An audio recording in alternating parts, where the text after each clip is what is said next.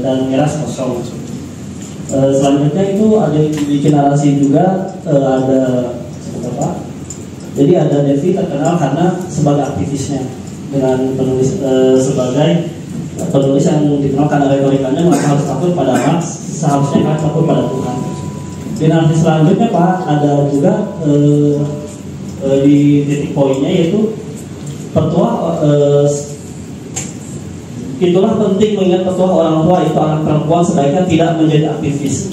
Jadi seolah-olah semua berita ini saling berkaitan gitu Pak, antara tewas karena miras, terus adanya apa sebagai aktivis juga, terus petua dari orang tua di mana stigma itu bahwa perempuan tidak boleh menjadi seorang aktivis gitu Pak. Nah yang jadi permasalahannya sildenafil ini juga kalau saya lihat sebagai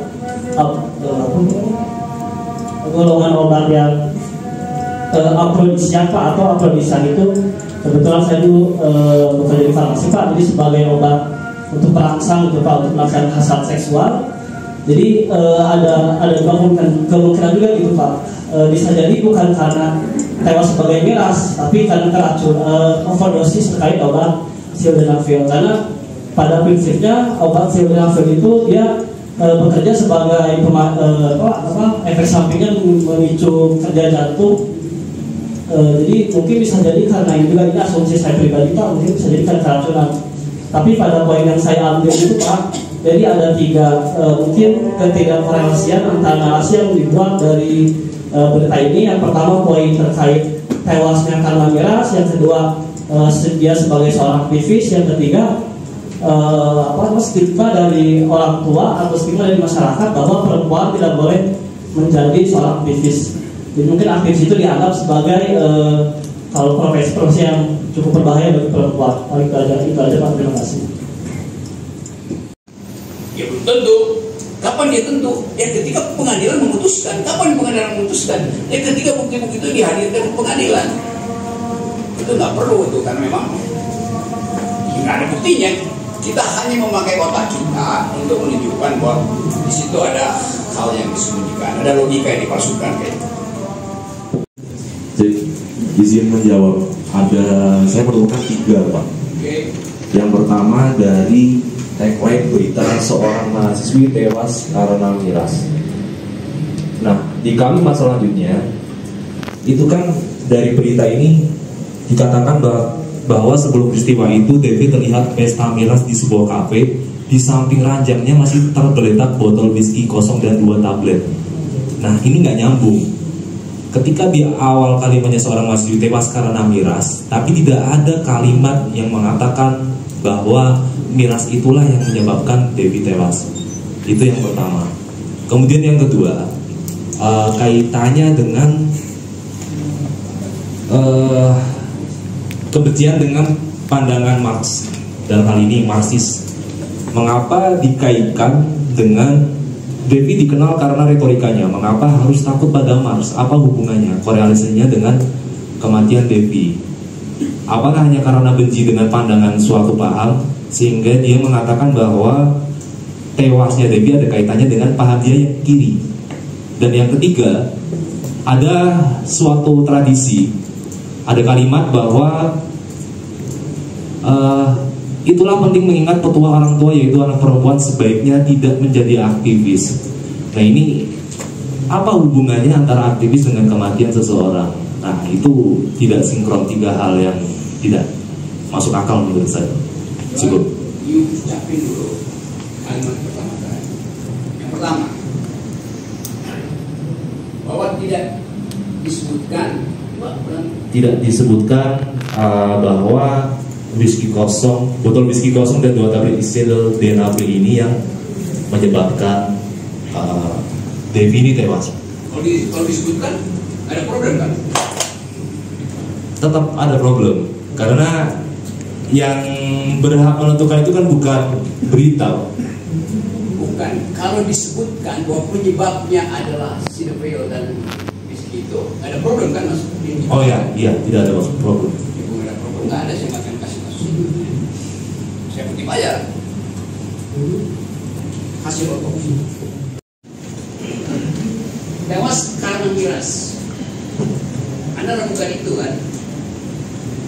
mesti tunggu otopsi, benar nggak? Kapan ada otopsinya? Ketika Yudhen sendiri bisa ya. Jadi saya ulangi ya, kita mau bahas ini sebagai kasus fiktif, tetapi bukan menunggu hasil otopsi.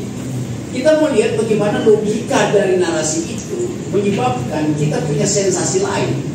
Itu masalahnya, anggap. Ya, oke. Jadi jangan bilang ya nggak disebutin, bukan problem lagi, udah pasti jangan mengira. Justru kita menduga dengan industri logis kita, wah kayaknya ada yang ngaco di dalam pemerintahnya. Baik,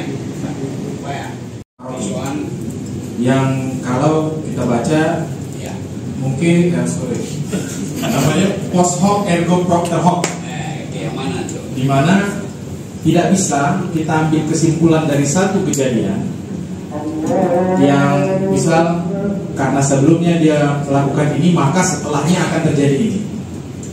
Jadi menurut saya post hoc ergo propter hoc ini berlaku pada kasus ini karena Devi dikatakan bahwa sebelumnya dia melakukan pesta miras langsung mengambil kesimpulan bahwa ia mati atau tewas karena meminum miras tersebut. Mungkin satu itu poin. Kemudian ada itu poin apa mungkin poin? Poin itu poin, satu poin. Mungkin. Poin kedua, ada generalisasi bahwa semua aktivis perempuan sebaiknya tidak menjadi aktivis berdasarkan satu kasus kematian, yang dimana diksi ini juga mungkin memiliki kesalahan dalam persoalan yang Bapak berikan tadi. Itu saja yang saya dapat.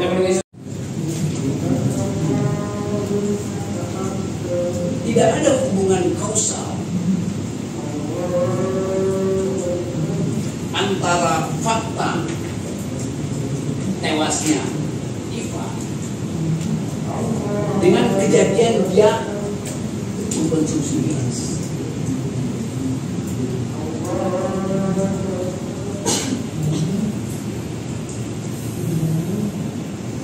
Jam 6 pagi Devi tewas.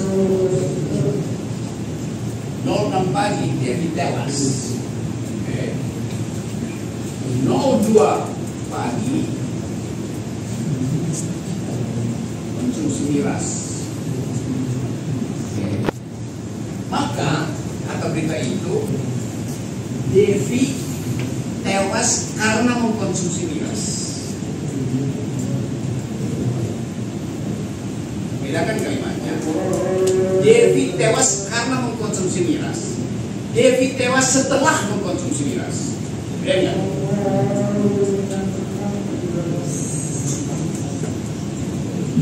Devi tewas karena mengkonsumsi miras. Logikanya logika kausal. Devi tewas setelah mengkonsumsi miras. Logikanya logika serial.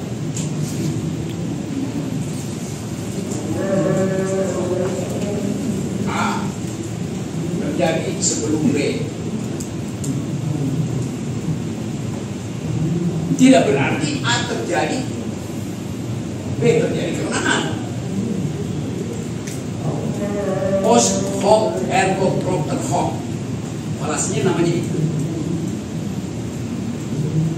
Gimana bahasa Indonesia? Sesuatu yang terjadi setelah tidak dengan sendirinya disebutkan oleh sesuatu yang terjadi sebelum. Apa bonita? Jadi kalimat itu sebelumnya tanpa kita cari-cari bukti menekan tadi.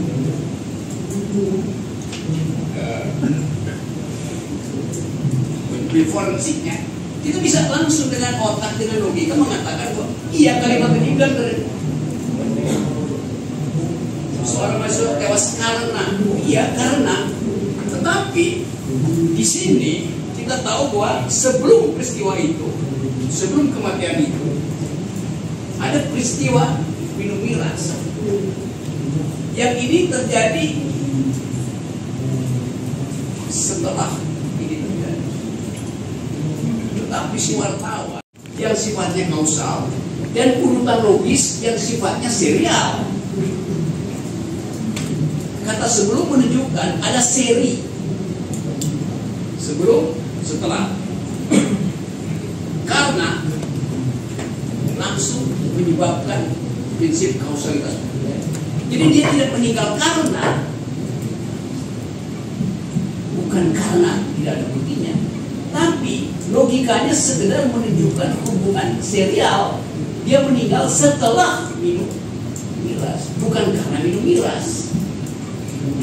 Dapat boleh. Jadi kita analisis narasinya dari segi konstruksi logisnya. Oke, dapat ya Pak? Itu usulan pertama tadi, analisisnya kita sudah.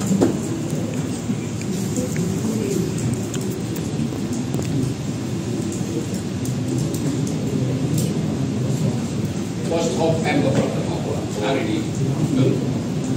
Prinsipnya dapat ya? Jadi bedakan antara hubungan kausal dan hubungan serial. Seringkali hubungan serial dipakai sebagai alasan untuk menghasilkan hubungan kausal. Kasus hukumnya itu, bukan dia obat, dia hubungan serial ini kausal. Hakim yang tidak teliti dia iakan kehitung dari pembelanya, dia kalah. Oke ya. Banyak kasus kayak ini, Sina, macam-macam itu yang usia segala macam itu. Yang kedua ada yang bisa dapat nggak? Dapat ya kan? Di dalam logika kesalahan itu namanya kesalahan equivokasional. Tadi kesalahan pertama post ergo propter. Itu namanya kesalahan equivokasional. Equivokasi, vokasinya sama, ucapannya sama, vokalnya sama, takut, equi. Tapi di dalamnya materi yang diselundupkan beda. Nah, politisi sering pakai cara-cara equivokasional ini. Jadi secara tersirat justru Devi mau mengatakan lebih baik pergi pada prinsip-prinsip keadilan sosial Marxisme daripada nunggu berkah dari surga setelah kiamat. Itu dia bilang, sebenarnya kalian takut pada Tuhan. Nah, kita temukan itu sebagai penyelundupan falasis yang hanya bisa kita ketahui kalau konteksnya kita buka. Itu kemudian menimbulkan kesulitan bahwa karena itu Devi adalah agen Soviet misalnya, agen Korea Utara. Ya. Itu bukan urusan kita di situ. Urusan kita adalah membuktikan bahwa ucapan retorik dari Devi itu isinya adalah deception. Dia menggunakan falasio yang namanya equivokasi. Oke. Tadi falasio pertama dibuat oleh penulis berita, itu post ergo propter. Buat apa? Buat menjelekan Devi, urusan dia tuh. Tetapi kita hanya membahas bentuk formal dari narasi. Ingat ya, kita nggak masukin unsur lain yang selain pada Devi. Dapat poin. Oke, apa lagi? Nometer. Apa yang harus peduli. Ini sebetulnya olok-olok terhadap dialektika antara spiritualisme dan materialisme. Never mind artinya mind itu nggak ada, spirit itu nggak ada. No matter, artinya matter itu nggak ada. Karena kalah juga. Frasa bahasa Inggris itu semacam olok-olok terhadap kondisi filosofi pada waktunya. Apakah ada seorang Marxis? Oke, berarti ada materialis. Apakah ada seorang spiritual? Oke, berarti ada pro pada keabadian mind. Kalau orang skeptik bilang, iyalah, no matter, never mind. Gak ada materi, gak apa-apa juga. Sebaliknya. Dapat poin gak? Oke. Dapat. Jadi kita memastikan bahwa logika itu berhubungan dengan cara menarak di kepala, bukan dalam fakta. Logika tidak ada urusan dengan fakta. Apa itu? Bertanya. Begini. Baik, ya. Kita sebut tesis karena dia adalah afirmasi kita terhadap sesuatu. Antitesis itu bukan datang dari luar, tetapi kontradiksi di dalam tesis. Maksudnya adalah, jadi tesis sendiri memberi potensi untuk ada kontradiksi. Jadi jangan dianggap bahwa tesis dari luar, dari mana luarnya tuh. Sistem berpikir dialektik selalu mengandaikan setiap tesis di dalamnya akan diproduksi kontradiksi. Maka dia seolah-olah keluar sebetulnya secara kalau digambarkan, tetapi dia ada di dalam diri si tesis. Anggap itu ya. Kalau kita coba cari sintesisnya, kemudian dia berubah menjadi tes dan seterusnya. Logik sebaliknya tuh, logik harus menghasilkan koherensi di dalam. Jadi kalau logika itu berpikir tentang koherensial, artinya tidak boleh sedikit pun ada pertentangan di dalam argumentasi. Argumentasi selesai. Nah sekarang, kalau kita berpikir secara logis, kadang-kala dia bertentangan dengan kenyataan. Sementara dalam dialektika, kita menghasilkan sesuatu untuk mempersoalkan apakah kenyataan itu dihasilkan dari dalam atau sekedar bayangan dari. Ini bisa dijadikan bayangan seolah di antitesis, padahal sebenarnya bayangan. Tadi saya terangkan, balik dulu pada fungsi dari logika.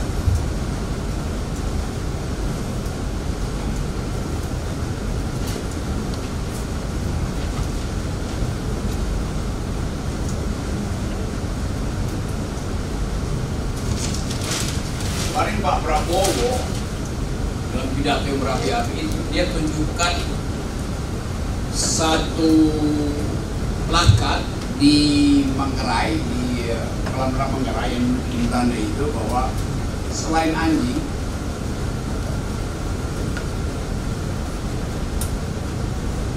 dan inlander dilarang mandi.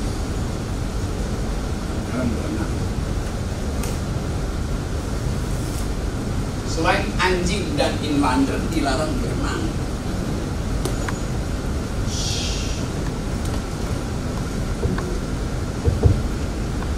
Oke. Lihat kan pidato Pak Prabowo yang ada yang lihat pidato itu? Ada yang lihat? Waktu dia pidato kasih pembekalan di Akmil, dia bilang begini, saya melihat di Manggarai ada plakat yang berbunyi begitu, selain anjing dalam bahasa Belanda, selain anjing dan inlander dilarang mandi. Jadi yang boleh mandi di situ hanya orang kulit putih itu. Lalu Pak Prabowo bilang ini hilangkan, sekarang nggak ada lagi barang itu. Dia menyesal akhir-akhirnya. Lalu dia bilang seharusnya itu ada di situ sebagai terus-menerus peringatan. Simpan dulu cerita itu, nanti kita bongkar belakangan. Di kampus UI, di dinding depan rektorat ada tulisan dilarang kencing di sini kecuali anjing. Dilarang kencing kecuali anjing. Satu waktu ada seseorang makhluk, dia pakai toga kencing di depan dinding UI itu. Menurut kalian dia anjing atau bukan?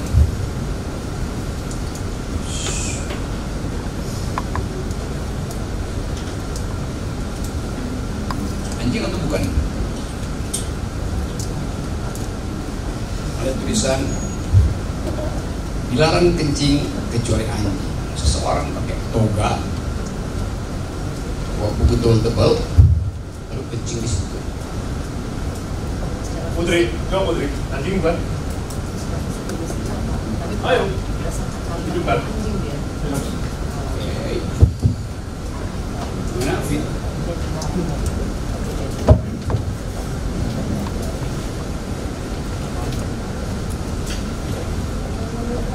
Iya, iya.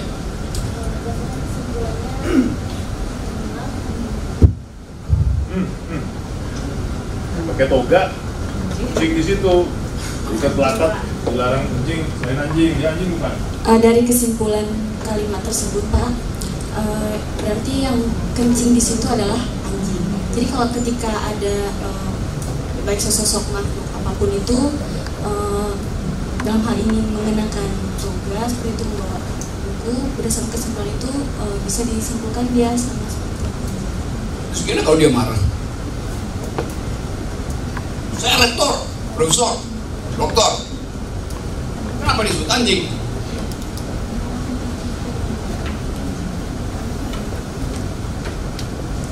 Ya, kata logika apa itu?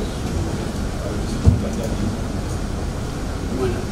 Kamu argumennya apa kalau dia marah? Karena dari konteks itu kan sudah dipesankan kalau misalnya dilarang kencing di situ kecuali anjing. Ya itu maksudnya begitu, tapi dia marah itu. Maka kamu akan bilang bahwa dia guru besar dengan otak kecil gitu. Karena dia mesti anggap secara logis, ya dia nggak boleh tersinggung. Kan secara logis imperatif mengatakan bahwa dia anjing. Bukan dia anjing, tapi logikanya akan begitu. Itu maksudnya tuh. Sementara yang di atas tadi, yang diterangkan oleh Pak Prabowo itu memang perintah. Karena ada fakta bahwa inlander itu tidak dianggap sebagai warga negara penuh oleh pemerintah kolonial. Bisa bedain nggak tuh?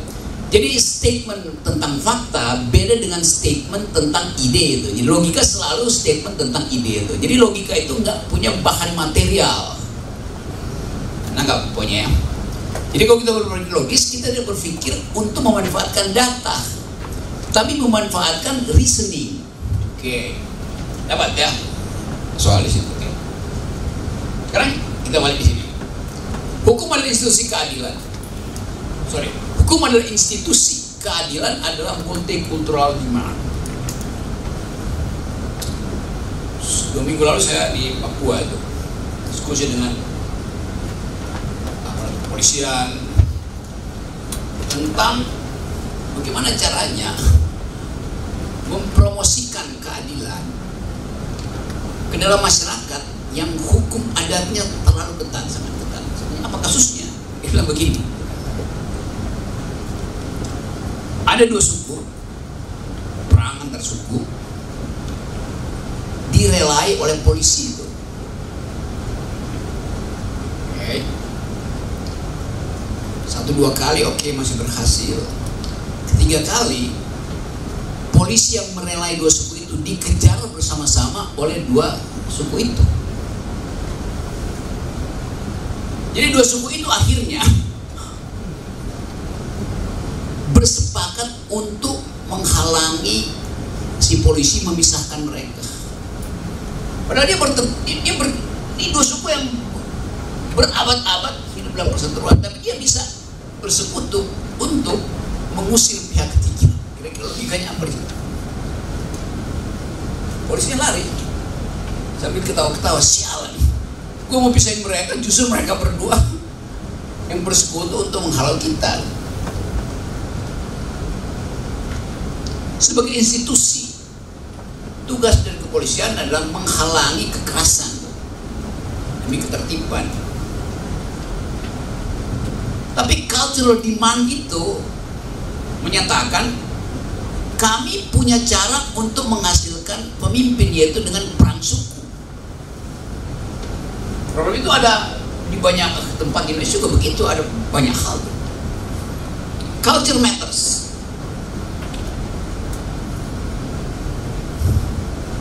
Jadi kita mau ambil yang bagian mana?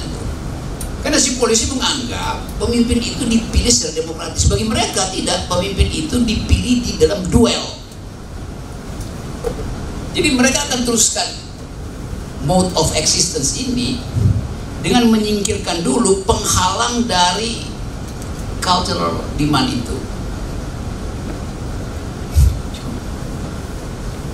Absurd memang. Tapi kalau kita pahami bahwa culture matters, dan dia akan bilang, oh, ini cara kita untuk bertahan. Kalian akan punah nanti. Menurut prinsip Mahatma Gandhi misalnya. Tapi dia bilang kita nggak punah. Kita punya cara sendiri untuk menghasilkan pemimpin, yaitu melalui perang suku.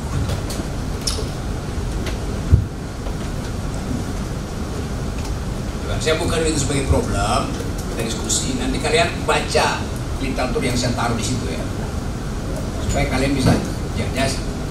Setiap orang tentu punya perspektif tentang bagaimana soal itu. Yang pertanyaannya adalah, apa konsekuensinya kalau di satu pihak ada institusi yang lengkap sebagai establishment, tetapi ada conditional yang kita sebut sebagai cultural demand. Dua-duanya yang dicari keadilan.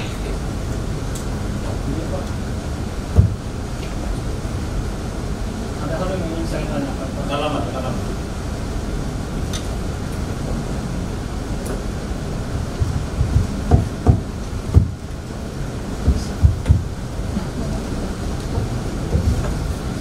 Agak dekat ke terkait dengan ilustrasi yang Bapak sampaikan tadi. Iya.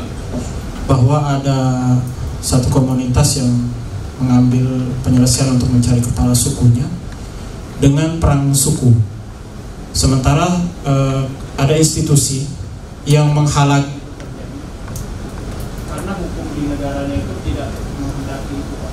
Tapi bagaimana kalau realitas itu dijalankan di negara kita ini, yang sudah ada tertulis di dalam konstitusi kita sendiri? Ya itu realitas itu ada di Papua, itu masih bagian dari kita, Georgia kita merdeka.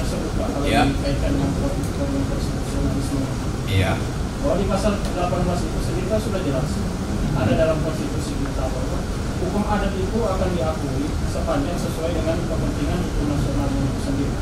Nah, jika dihadapkan dengan problem konstitusional itu sendiri, mana yang akan kita dahulukan? Apakah kita akan mengambil pendekatan yang sifatnya kulturalisme atau kita tetap mempertahankan konstitusional yang kita miliki? Dan konstitusional itu kan juga hal yang bersifat mengikat. Ya itu pertanyaan saya justru itu. Pendapatmu apa? Pendapatmu apa? Kalau saya karena itu kan sudah bagian dari konstitusi, bagian dari kesepakatan kita dan budi berbangsa yang menjadi perkat dari kehidupan kita dalam suatu komunitas yang disebut negara, ya tentu itu harus kita dahulukan, Pak. Oke, lalu si orang Papua itu bilang, kapan saya diajak bikin konstitusi itu? Ya tapi itulah sebenarnya Pak realita yang sekarang. Iya jangan memang itu realitanya, itu menimbulkan problem akademik, argumentasi. Jadi kalau you anggap ini realita, ya ngapain? Itu saya ajukan sebagai kasus ini. Kan kalian nggak akan datang di situ. Kalau kalian polisi, kalian datang di situ, you datang di situ. Realitanya begini Pak, ya udah kamu bawa pulang tanpa kepala nanti kan. Ya tapi justru dari problematika yang terjadi kita menurut pemahaman saya, Pak. Iya. Itulah yang kemudian melahirkan pendekatan-pendekatan baru, karena ada realita di masyarakat. Ya itu artinya kau berubah kan. Tadi kau bilang bahwa memang kita mesti terima konstitusi, sekarang yuk pindah. Tapi itu justru melahirkan hukum-hukum baru tuh. Iya, jadi itu tidak meninggalkan kebijakan kita tetap mempertahankan negara yang negara itu. Oke, coba yang lain dulu. Jadi you kasih kesempatan ada hukum baru, tetapi tidak boleh membatalkan hukum ini. Iya. Ya hukum barunya apa? Ya seperti yang kita sebut restoratif. Oke, itu restoratif justice. Oke, bagi mereka itu bukan restoratif justice. Hukum dia itu artinya perang dulu tuh. Terus dia bilang hukum baru. Nah oke, bagi dia hukum baru apa? Hukum yang dia lakukan itu hukum baru bagi negara kan? Iya. Ya, jadi definisi hukum baru itu definisi yang dibuat oleh negara, bukan dibuat oleh cultural demand. Kan begitu jadinya. Ya tapi dalam kerangka, kalau dalam pemahaman saya Pak, walaupun cultural demand itu memang awal dari realitanya kita berangkat gitu Pak. Tapi kemudian dengan adanya kita tentu tidak bisa meninggalkan kerangka dari konstitusionalisme tadi gitu ya. Jadi dalam perkembangan antara bertemunya institusi dengan multikultural tadi, itu yang akan terjadi dialektika Pak dalam proses pembuatan hukum. Itulah yang kemudian melahirkan lembaga-lembaga hukum baru Pak dalam penyelesaian itu. Jadi bukan berarti satu menegasikan yang lain gitu. Kalau menurut pemikiran saya seperti itu Pak. Saya terangkan, dialektika itu artinya negasi. Jadi kalau bilang ya itu menimbulkan dialektika hukum baru, tapi tidak boleh ada negasi itu. Jadi konstitusi tidak boleh negasi. Artinya tesisnya harus tetap itu. Iya Pak, jadi tentunya harus dicari jalan tengahnya Pak. Tidak mungkin kita menegasikan yang lain, tentu akan bubar seperti itu. Jalan tengah itu boleh nggak jalan tengah yang benar-benar separuh dari kepentingan mereka dipenuhi, berarti membatalkan separuh dari kepentingan hukum positif kita, bisa nggak? Tentu pendekatan-pendekatan seperti ini juga sudah pernah ada kan Pak. Misalnya di dalam hukum konun di Aceh itu kan sebenarnya kita kan tidak mentolerir ada dualisme hukum di negara kita gitu. Terus ada hukum pertanahan di Yogyakarta, itu kan sebenarnya juga bentuk dari toleransi Pak. Ada diakui Sultan Grand dan lain sebagainya. Tidak serta-merta seluruh hukum agraria itu diterapkan di tanah Yogyakarta. Itu dalam pemikiran saya Pak, seperti itu. Kasih saya poin kamu apa? Tidak boleh atau boleh, itu soalnya. Tidak boleh tapi boleh, boleh tapi tidak boleh. Gimana? Jadi poin saya Pak terkait tadi kan saya sebenarnya awalnya tuh ingin bertanya, tapi saya disuruh menjelaskan nih Pak. Justru saya minta dijelaskan itu dengan asumsi tadi kan saya tahu kalian tahu tentang hukum kanon, kalian tahu tentang keistimewaan Yogyakarta itu. Lalu sudah bilang nggak boleh, kan mesti ada hukum yang sudah diinstitusikan, institutionalize. Jadi poinmu apa? Ya boleh tapi nggak boleh, ya itu nggak boleh. Poin saya, walaupun hukum positif itu selalu dianalogikan sebagai sesuatu yang statis. Tapi dalam perkembangannya itu karena bersentuhan dengan hal-hal yang sifatnya cultural tadi itu Pak, sehingga hukum yang statis itu kemudian mengalami dinamisasi Pak, menurut saya. Dalam prakteknya juga seperti itu Pak. Dulunya kan kita mengakui dalam kerangka negara kesatuan hanya ada boleh satu. Itu artinya Anda membatalkan tesis Anda pertama, bahwa tidak boleh selain yang ada di dalam perlembagaan, benar? Iya, boleh perubahan, tapi dalam mekanisme yang diatur di dalam konstitusi itu sendiri Pak. Bukan berarti kita meninggalkan secara sepenuhnya konstitusi, tapi ada mekanisme yang konstitusional di mana misalnya kayak penerapan kanon di Aceh kan dilakukan dengan mekanisme dibuat undang-undang khusus dan lain sebagainya. Itu mekanisme yang diperbolehkan dalam konstitusi Pak. Kalau dalam pemikiran saya seperti itu. Dalam kerangka konstitusi kita melakukan perubahan-perubahan itu tidak dengan meninggalkan konstitusi. Jadi intinya tidak melakukan negasi 100% seperti itu Pak. Menurut pemikiran saya seperti itu. Nah itu masalahnya, tidak menegasikan 100%. Kalau 99% boleh nggak? Soalnya di tesis saya yang pertama saya bilang Pak bahwa tidak meninggalkan konstitusi Pak. Saya tidak bilang bahwa itu meninggalkan sebagian konstitusi. Tesis saya. Ayu bilang tadi tidak boleh 100% meninggalkan konstitusi. Enggak, saya tidak bilang seperti itu Pak. Saya bilang tidak meninggalkan konstitusi itu. Dia bilang persen nggak tadi? Enggak, saya tidak bilang 100% atau sekian persen. Tapi gini, you sebutin angka 100 nggak ada?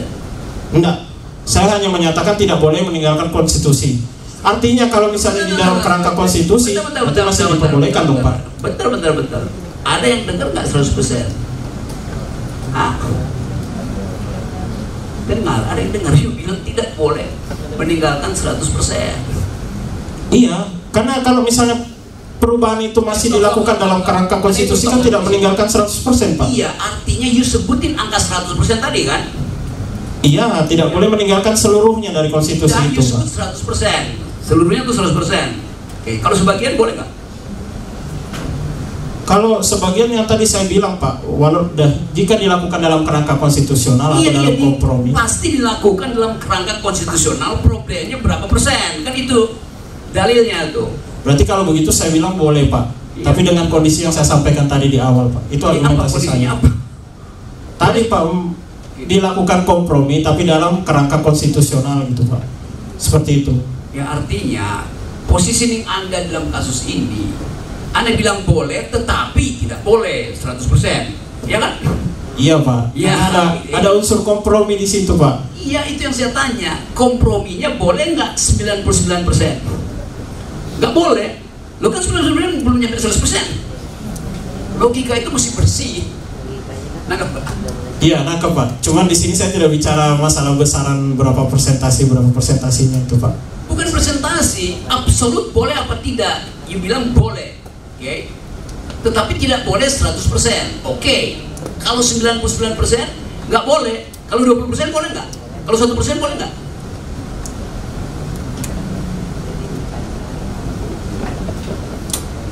Saya sendiri di sini kurang menangkap maksud Bapak Pak. Mohon maaf berapa terkait masalah presentasi itu, karena saya dalam kerangka yang saya bangun itu, argumentasi yang saya bangun itu, tadi saya hanya berfokus pada masalah pertemuan antara institusi itu dengan adanya multicultural demand di Papua gitu Pak. Tadi saya menggunakan analogi presentasi itu tuh untuk memberikan penegasan saja gitu Pak, bahwa kompromi itu dimungkinkan gitu Pak, tapi dalam kerangka konstitusional, karena kita kan tidak mungkin meninggalkan 100% konstitusi kita gitu. Saya tidak menyatakan bahwa kita meninggalkan berapa persen, 20%, 30%, tidak Pak, seperti itu. Ya udah, mesti Anda lebih tepat jadi politisi daripada jadi hakim.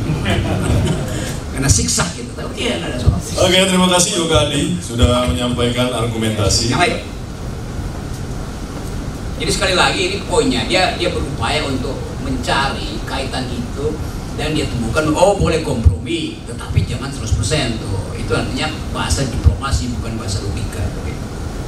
Saya minta tadi konsekuensinya itu baca ya. Konsekuensinya apa? Dapat wanita ya, oke. Ini dia. Yang lain siapa yang? Oke, Ferdinand. Amonongan Sitorus. Izin bertanya Pak Paroki. Tadi disampaikan sebelum menutup jam 1 tadi bahwa hakim itu harus berpikir untuk mengurangi kejahatan. Dan tadi saya mengaitkan hal tersebut dengan analogi yang Bapak contohkan ketika menghapus papan tulis. Papan tulis itu bersih, tetapi pindah nodanya ke dalam suatu tisu. Sedangkan tadi yang Bapak sebutkan pada saat akhir itu berkaitan dengan logika hukum itu harus absolut ya atau tidak. Bagaimana caranya logika itu menentukan ya atau tidak, sementara dengan analogi yang Bapak sampaikan itu adanya perpindahan noda yang ada di papan tulis dengan noda yang ada di tisu tersebut. Mohon pencerahannya Bapak, terima kasih. Tadi saya menerangkan bagian yang kita sebut dekonstruksi itu. Bahwa setiap kali penghapusan tidak mungkin absolut, karena penghapusan menimbulkan jejak, yaitu yang dihapus. Jadi yang dihapus itu jadi forensik buat kita. Itu penting dalam dekonstruksi. Sekarang saya bicara soal logika dulu. Kan temanya lain tuh. Oke. Dalam logika tidak boleh ada kemenduaan. Tadi saya terangkan koherensi itu diperlukan supaya jalan pikiran kita logis tuh.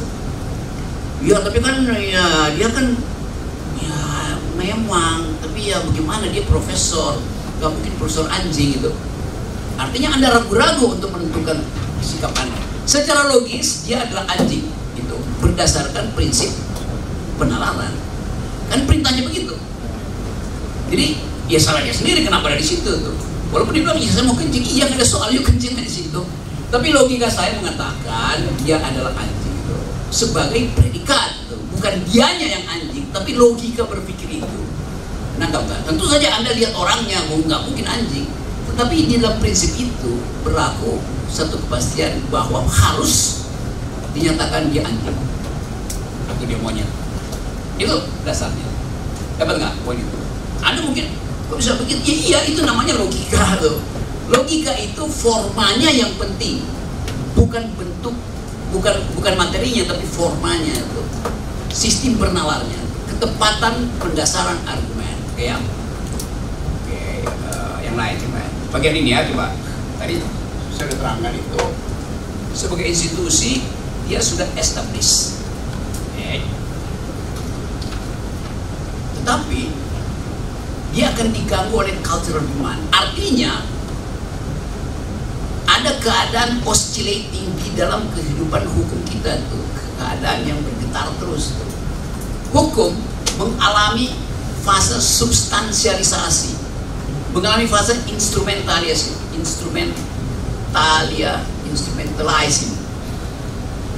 di dalam kedudukan dia sebagai institusi. Tapi kita mengerti tentang the idea of living constitution yang dihidupkan melalui percakapan. Dulu perempuan bukan subjek hukum.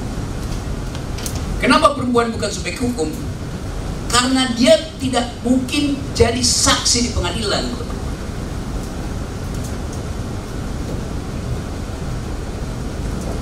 Karena pikirannya yang boleh jadi saksi adalah mampu berpikir rasional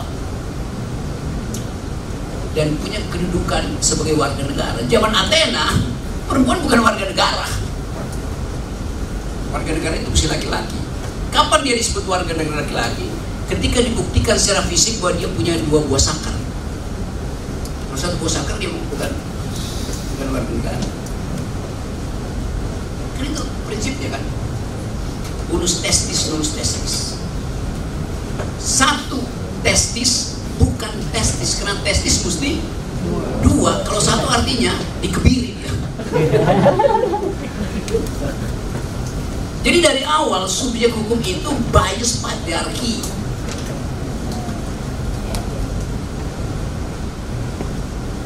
Kenapa? Karena cultural demand. Cultural demand 2500 tahun lalu beda dengan cultural demand hari ini.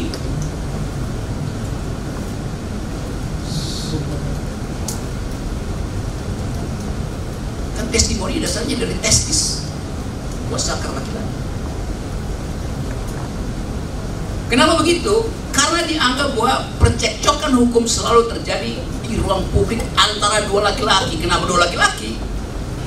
Karena hukum dibuat dengan mengandaikan yang ada beraktivitas di publik, terutama dalam perdagangan, hanya laki-laki. Perempuan ada di rumah. Boleh nggak perempuan dilindungi? Buat apa lindungi perempuan? Kan dia nggak bisa bikin fraud tadi. Jadi cultural demand akhirnya memulihkan itu. Bahwa subjek hukum itu bahkan berevolusi dari testis pergi pada perempuan, pergi pada pohon, yang sekarang masuk dalam perspektif lingkungan. Pohon punya legal standing berdasarkan cultural demand oleh pengaku mereka, yaitu penjaga-penjaga hutan, masyarakat adat. Jadi ada perubahan di situ karena perubahan mindset. Sungai sekarang adalah subjek hukum.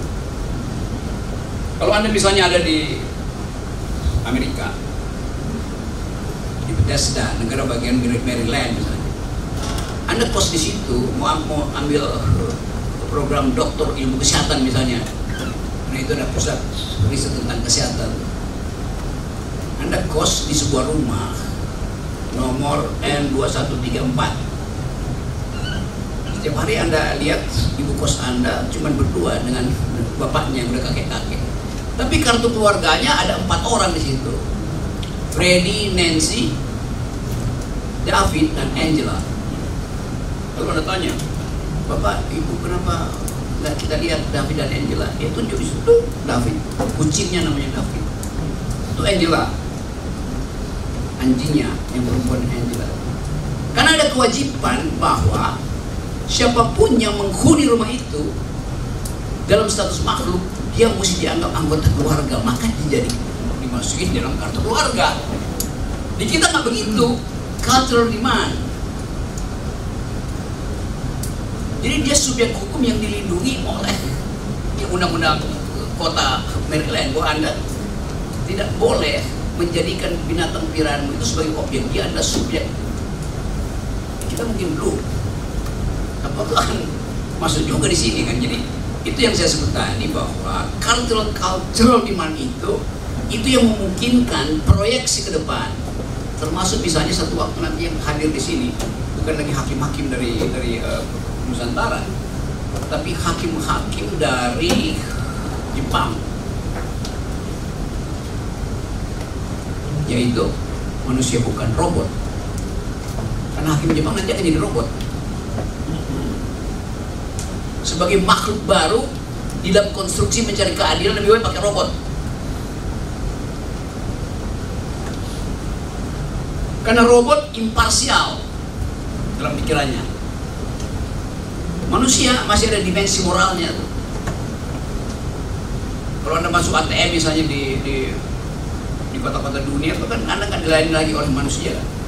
Kalau di sini Anda masuk ATM misalnya ke kantor perbankan, kalau Anda siapa namanya tadi? Geo. Yoga. Yoga datang ke depan BCA, sudah kasih di situ 2 laki, 2 perempuan tuh. Anda pasti lirik dulu kiri kanan tuh, tempatnya kosong.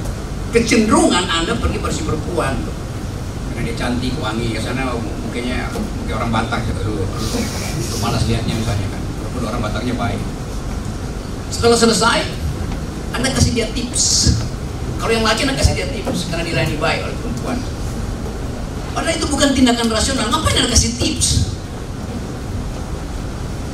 Kalau robot sama, dia nggak, Anda kasih tips ya, iya biasa aja. Jadi cultural demand ini memperlihatkan bahwa living law itu sekarang lagi hidup-hidupnya. Itu problem kita tadi saya terangkan di situ, bahwa kalau misalnya ada semacam upaya untuk merawat cultural demand itu, dia mengganggu stabilitas hukum positif kita apa tidak itu. Tadi juga sudah bicara tentang diskresi segala macam. Tetapi pikiran itu mesti diucapkan. Kenapa? Karena subjek hukum itu bertumbuh. Konsep subjek hukum itu bertumbuh. Saya kasih cerita tentang hukum lingkungan misalnya. Dulu, waktu di Amerika, negara bagian tengah-tengah Arizona, di situ ada hutan kecil, ini kecil tahun 70-an, hutan kecil yang udah dibikin semacam mini Disneyland. Lalu seorang guru besar hukum di Arizona University, dia ingin membatalkan penebangan pohon di situ, tapi pada waktu itu dia nggak punya cara bagaimana membuktikan bahwa pohon itu punya legal standing. Tahun 70 tuh teori legal standing terhadap pohon itu belum ada. Tapi dia tahu arah yang dia akan tempuh, yaitu memanfaatkan teori subjek hukum supaya si pohon itu bisa dikasih legal standing sebagai subjek hukum. Akhirnya dia tulis satu paper pendek, mungkin 3-4-5 halaman. Bunyinya begini: should trees have standing? Ini kalian tugas saya baca artikel itu, jangan diingat.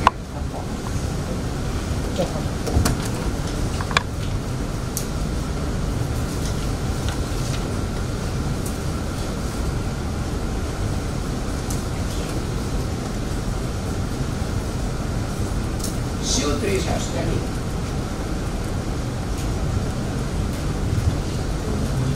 Hanya dengan argumentasi akademis yang kuat, dengan logika yang terukur, koherensi pikirannya itu, dia mulai dengan membahas apa itu legal standing, apa itu subjek hukum. Akhirnya dia bikin kesimpulan bahwa pohon bisa datang before the law, di depan hakim. Dan semua orang pada waktu itu menganggap ini orang gila, ngapain pohon dikasih subjek hukum? Bukankah agama bilang, kami memberi alam semesta untuk Anda kuasai, bahkan untuk memenuhi kebutuhan. Jadi ide tentang cultural demand dimulai dengan kemampuan untuk melogiskan satu tuntutan. Kita balik tadi pada kasus Papua. Dia akan bilang, memakai argumentasi yoga itu, justru Anda memberi sinyal pada orang Papua yang nggak tahu bahwa ada kanon. Lalu dia bilang, apa bedanya kanon dengan kebiasaan kami berperang? Gimana cara dibatalkan? Kanon itu ada dalam hukum Islam, berperang itu ada dalam hukum non-Islam. Iya, tapi kami punya hukum adat yang sama. Jadi kualitas argumen itu yang diperlukan. Kan sebetulnya kalau pakai prinsip tadi, Aceh itu bukan lagi NKRI. Sistem konstitusinya tidak lagi sekuler. Adalah sistem konstitusi sekuler.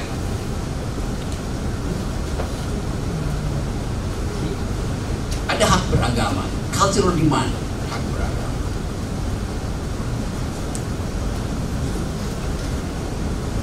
Tetapi kemudian cara berpikirnya, karena konstitusi menjamin hak beragama, maka semua orang harus disumpah berdasarkan agamanya masing-masing.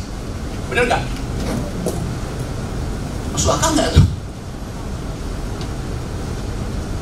Bagaimana kalau orang itu tidak beragama? Boleh nggak? Boleh nggak orang nggak beragama di Indonesia? Kenapa nggak boleh? Kenapa nggak boleh? Karena undang-undang bilang negara Republik Indonesia berdasarkan Ketuhanan Yang Maha Esa. Dia bilang iya, saya Ketuhanan Yang Maha Esa, tapi saya tidak mau beragama. Dia terima prinsip itu. Gimana? You duel dengan pikiran ini. Ya oke, saya terima. Saya percaya pada Tuhan Yang Maha Esa, tapi saya tidak mau beragama. Bagaimana? Kalau itu masuk ke dalam wilayah pengadilan, dia bilang agama adalah hak. Hak artinya fakultatif, boleh dipakai, boleh tidak dipakai. Apa nggak buat argumennya? Coba. Iya kan? Sama seperti memilih. Anda boleh golput kan? Karena hak pilih, hak itu boleh dipakai, boleh tidak dipakai. Saudara tidak beragama, saya memakai hak untuk tidak beragama. Tidak boleh, boleh dong Pak. Kan hak. Teori fakultas hukum bilang begitu. Hak boleh dipakai, boleh tidak dipakai. Kapan Anda pakai? Kalau begitu, tunggu aja Pak. Nanti kalau saya mulai dekat-dekat mati, saya pakai hak saya beragama. Itu yang namanya kejujuran dalam berlogika. Gak boleh kita bilang seluruh bangsa Indonesia beragama, oleh karena itu Anda harus beragama juga. Itu bertentangan dengan cara berpikir logis tentang konsep hak. Tapi ada cultural demand, iya cultural demand itu boleh, tetapi dia tidak boleh membatalkan prinsip dalam konstitusi itu. Kan tadi Anda bilang tadi konstitusi tidak boleh dirubah. Oke, sekarang dia kasih poin yang membuat Anda berpikir. Kalau tidak bisa dirubah, berarti orang boleh tidak beragama. Anda bilang nggak boleh kan, kemudian akhirnya Anda balik lagi pada cultural demand. Tadi Anda mengingkari cultural demand. Nggak problemnya. Jadi problem itu yang saya maksud. Anda mesti betul-betul lurus di dalam mengatakan kalau cultural demand itu sifatnya conditional terhadap establishment law, itu artinya establishment law itu juga secara letterlek, secara black letter of law, tertulis secara tulisan hitam bahwa hak itu boleh tidak dipakai. Lalu Anda protes, kan kemudian kita kan beragama, lalu kenapa Anda balik ke situ? Nah, apa masalahnya? Yoga. Saya nggak bilang bahwa orang nggak boleh beragama. Bukan, Anda nggak bilang, tetapi logikamu itu mengarahkan orang tidak boleh tidak beragama. Padahal konstitusi bilang boleh beragama, boleh tidak beragama, kan begitu kan? Anda tidak ucapkan, tetapi logikamu mengarah ke situ. Dapat nggak poin saya? Nah, itu yang saya maksud tadi. Jangan berbohong dalam logika, kan akan kejebak nanti itu. Maka kita mulai bersilat tidak tuh. Jadi saya balik lagi tadi ya. Boleh nggak orang tidak beragama di Indonesia?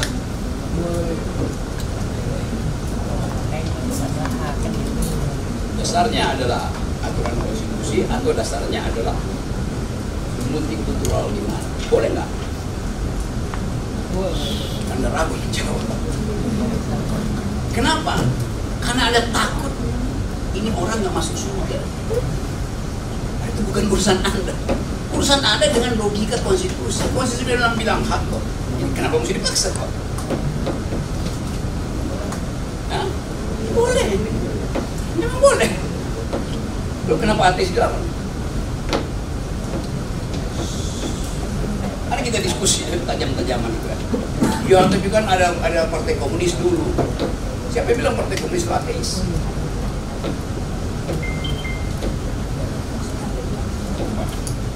Jadi banyak hal di dalam perdebatan publik asal ngoceh gitu, nggak ngerti konsep. Coba saya lanjut ya kontradiksinya.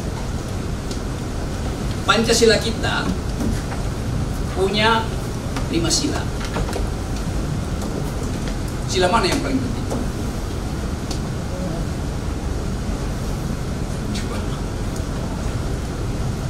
Buat orang yang beragama pasti sila pertama. Tapi tadi kita katakan bahwa kebebasan beragama implikasinya kebebasan untuk tidak memiliki agama, kan gitu dalilnya.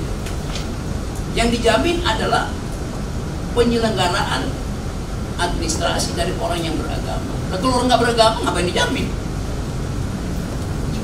Dia nggak perlu jaminan, karena dia tidak memanfaatkan haknya untuk beragama.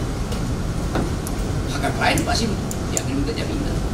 Dalam kasus Papua misalnya, lebih penting mana? Sila pertama, sila kedua, atau sila ketiga? Bagi orang Papua lebih penting kemanusiaan yang adil dan beradab dibandingkan persatuan Indonesia.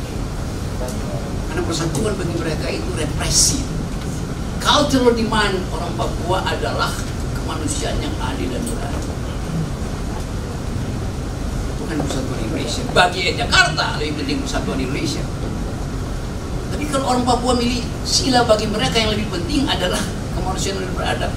Lalu Jakarta bilang enggak, apa hak Jakarta untuk memilihkan paradigma dia?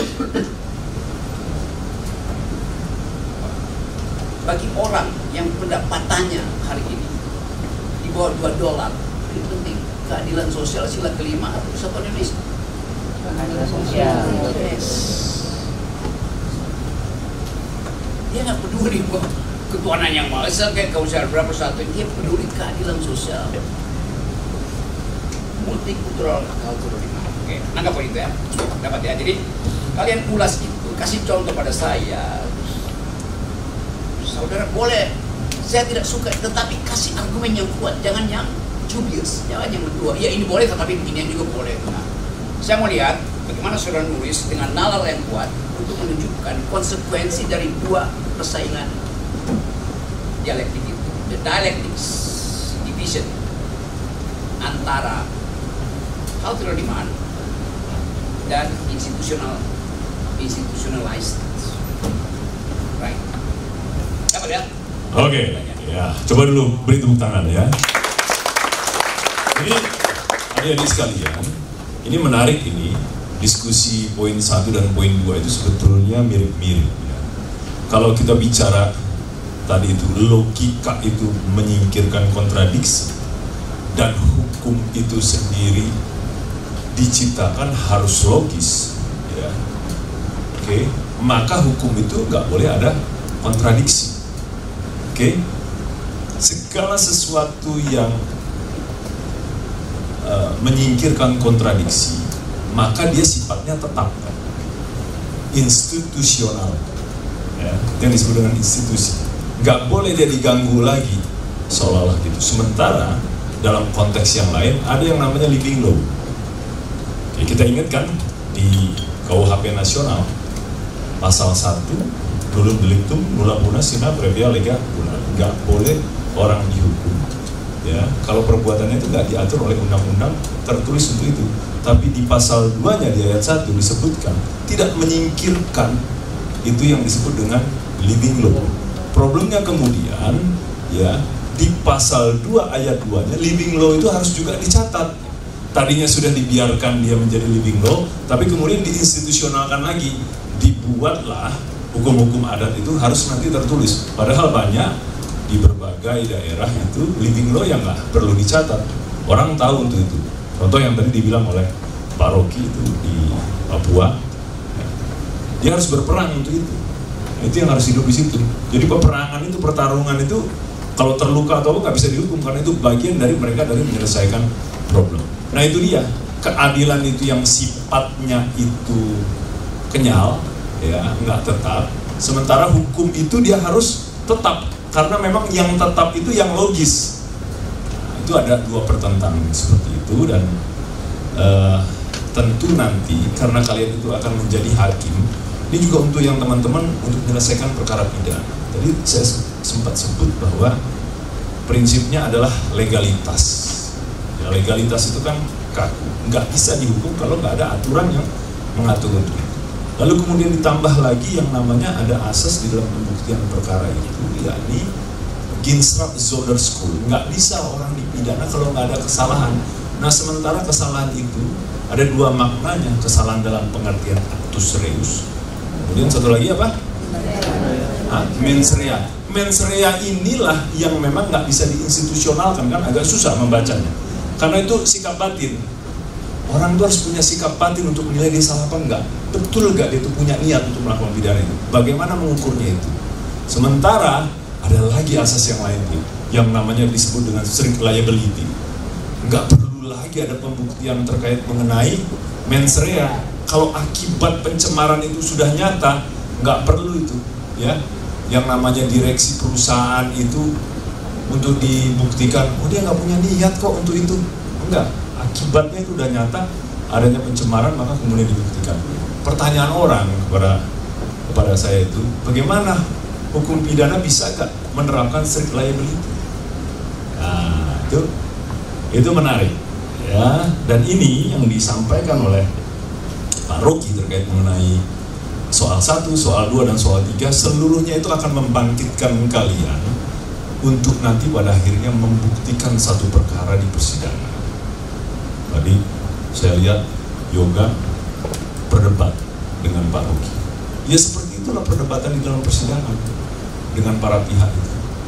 Kalau kamu gentar, habis kamu dimakan oleh para pihak itu kan.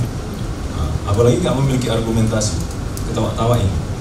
Makanya penting dibawa Pak Rocky di sini. Sayangnya nggak semua orang berdebat di situ, ya. Yoga aja. Ya, tapi Pak saya nggak bikin itu 100%. Pokoknya memungkinkan itu untuk hadirnya lah living law gitu ya. Nah, jadi nanti kalian buat resumnya, jawaban-jawaban itu, sehingga nanti saya dan Pak Rocky akan menilai itu. Oke, memang kalau kelas logika, kelas nalar agak lama kalian tuh nyimaknya, nalarnya dia. Begini ya. Tapi yang jelas logik itu jelas itu menghilangkan yang namanya kontradiksi, ya. Tapi logika itu nggak bisa dipakai dalam hubungan kalian suami istri. Nah itu dia masalahnya, ya. Yoga bilang logik nggak bisa nih mah. Setengah itu nggak boleh melampaui 1, nggak bisa. Pala kau katanya. Aku mau, ya setengah itu melampaui 1. Ya sudah lama. Ah gitu kira-kira. Pak Rocky, sebelum ditutup closingnya. Iya itu suami istri mesti koalisi. Jadi sekali lagi kita belajar logika tadi itu untuk memungkinkan kita punya standar berpikir yang koheren. Jadi Anda harus jawab itu sesuai dengan premis di depan. Jadi jangan kiri kanan, itu artinya ya ketahuan Anda mau nyari selamat. Tapi kita tahu bahwa argumennya. Jadi sekali lagi Pak, ya dalam 3 menit ya.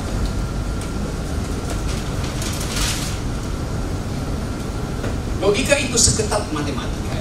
Jadi cuman boleh ada satu dalil. Kalau satu hal bisa diterangkan dengan 2 cara, dia menjadi 2 hal. Kalau ada satu hal bisa diterangkan dengan 2 cara, maka dia menjadi 2 hal karena keterangan dia, eksplanasi dia dan eksplanasi dia berbeda.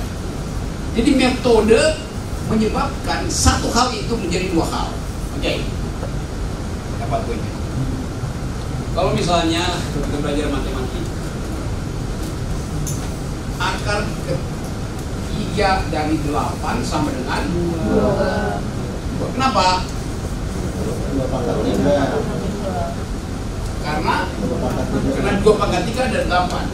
Kalau ini saya bikin akarnya lagi di dalam 4 kali 2 sampai dengan 8, ini saya bisa ambil akarnya lagi, yaitu 2.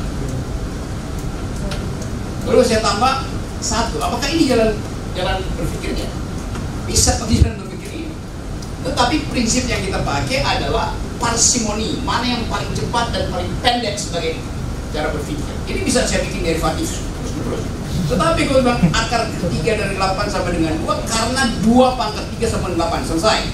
Namanya QOD, quod erat demonstrandum. Jadi logika ambil jalan yang paling simple, bukan yang namanya prinsip parsimoni. Oke? Muter-muter itu artinya mencari selamat. Pada logika itu akan temui Anda salah dalam pada sisi. Itu intinya. Jadi pastikan bahwa ada strict di dalam logik, tetapi diberi kemampuan kita untuk menilai situasinya. Yang disebut cultural demand. Sekarang cultural demand itu jadi soal yang hidupkan di dunia, terutama dalam soal lingkungan. Karena ada hukum baru yang mengatakan bahwa siapapun yang membela lingkungan, dia salah apa benar, proteksi dulu supaya tidak diintimidasi oleh kekuasaan atau kapital. Hal yang sama berlaku dulu di Amerika itu. Seorang perempuan ketika dia teriak saya mengalami seksual harassment, mau dia berbohong, proteksi dulu karena dia ada posisi rentan. Jadi cultural demand dimaksudkan untuk membackup mereka yang tidak punya akses langsung pada establishment institusi. Kita hidup di dalam negara yang sangat multikultural, majemuk, dan kehati-hatian itu juga kita perlukan supaya kita mampu untuk melihat mana yang cultural demand, mana yang sebetulnya persembunyian dari feudalisme. Itu membutuhkan ilmu lain. Kalau Anda bilang misalnya bahwa ada satu daerah di Indonesia Timur itu dia punya tradisi, kalau seorang perempuan dia melahirkan, dia mesti tinggal di dapur 40 hari, nggak boleh makan daging. Apakah itu cultural demand yang positif? Mungkin pada waktu positif. Tetapi buat kita yang belajar pengetahuan, seorang perempuan yang melahirkan tidur di dapur, artinya dia menghirup karbon dioksida tiap hari. Dia menghirup rembuk timah hitam. Dengan kata lain, bayinya dan dia akan kekurangan zat-zat besi. Apalagi dia dilarang makan daging, ada protein dan zat besi dari daging. Jadi cultural demand ini juga mesti diperiksa. Benar nggak nih cultural demand?